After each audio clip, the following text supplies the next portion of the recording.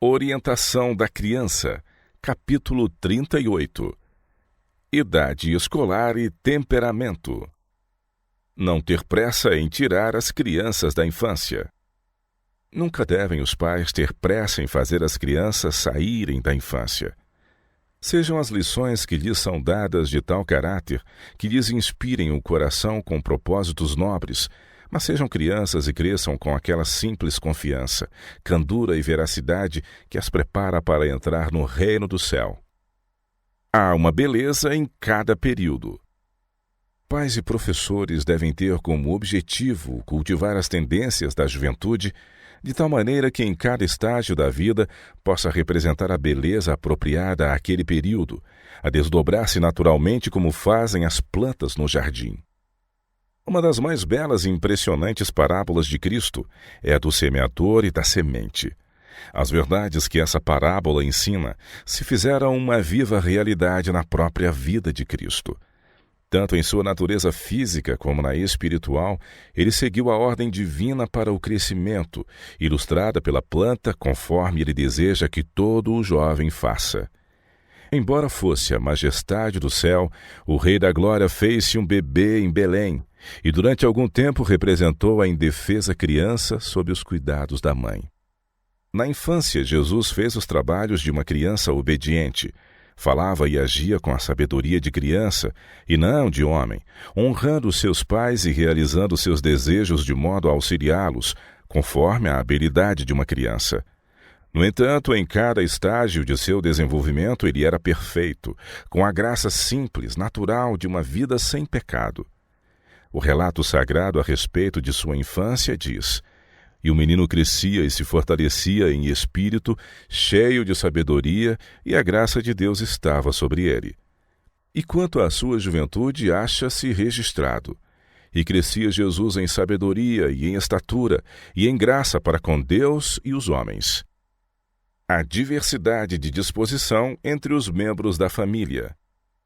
Frequentemente existe na mesma família acentuada diversidade de disposição e de caráter, pois está no plano de Deus que pessoas de temperamento variado se associem umas às outras. Quando assim se dá, todo o membro da família deve considerar sagradamente os sentimentos e respeitar o direito dos outros. Dessa maneira serão cultivadas a consideração mútua e a paciência. Os preceitos serão abrandados e aplainadas as arestas do caráter. Pode-se alcançar a harmonia e a fusão dos vários temperamentos pode ser um benefício para cada um. Estudar a mente e o caráter individuais. Cada criança trazida ao mundo aumenta a responsabilidade dos pais. Sua disposição, suas tendências, seus traços de caráter devem ser estudados. Com muito cuidado, as faculdades de discriminação dos pais devem ser educadas para que estejam habilitados a reprimir as más tendências e incentivar as impressões certas e princípios corretos. Essa obra não requer violência ou aspereza. O domínio próprio deve ser cultivado e deixar sua impressão na mente e no coração da criança. É obra muito bela lidar com mentes humanas. Nem todas as crianças podem ser tratadas da mesma maneira, pois a restrição que deve ser mantida sobre uma destruiria a vida de outra. Estimular os traços fracos, reprimir os errados. Há poucas mentes bem equilibradas, porque os pais são iniquamente negligentes quanto ao dever de estimular os traços fracos e reprimir os errados. Não se lembram de que estão sob a mais solene obrigação de observar as tendências de cada criança, de que é seu dever educar os filhos nos bons hábitos e nas maneiras certas de pensar. Conhecer a disposição de cada criança.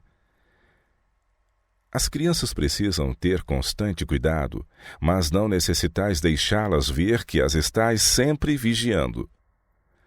Conhecei a disposição de cada uma delas, segundo se revela em sua associação uma com a outra, e então procurai corrigir-lhes as faltas, incentivando os traços opostos. Deve-se ensinar às crianças que tanto o desenvolvimento das faculdades físicas como mentais repousa sobre elas, é resultado do esforço. Cedo devem aprender que não é na satisfação egoísta que se encontra a felicidade. Essa vem apenas na esteira do dever. Ao mesmo tempo, deve a mãe procurar tornar as crianças felizes. Necessidades mentais, tão importantes quanto as físicas. Alguns pais atendem cuidadosamente às necessidades temporais dos filhos, tratam-nos fiel e bondosamente na enfermidade e pensam então haver cumprido o seu dever. Nisso se enganam. Sua obra apenas começou. Importa cuidarem das necessidades do espírito. Requer-se habilidade para aplicar os remédios apropriados para curar uma mente magoada. Crianças têm provações tão difíceis de suportar, tão penosas em sua natureza, como as pessoas de mais idade. Os próprios pais não se sentem sempre da mesma maneira. Seu espírito se acha muitas vezes perplexo. Agem movidos por pontos de vista e sentimentos errados. Satanás os esbofeteia e cedem-lhe as tentações. Falam irritados e de maneira a inflamar a ira dos filhos, e são às vezes exigentes e frenéticos. As pobres crianças partilham do mesmo espírito e os pais não se acham preparados para as ajudar, pois foram a causa do mal. Por vezes tudo parece ir torto. A irritação ao redor e todos passam momentos deploráveis e infelizes. Os pais lançam a culpa aos pobres filhos e julgam-nos muito desobedientes e indisciplinados, as piores crianças do mundo, quando a causa da perturbação encontra-se neles próprios. Animar a amabilidade.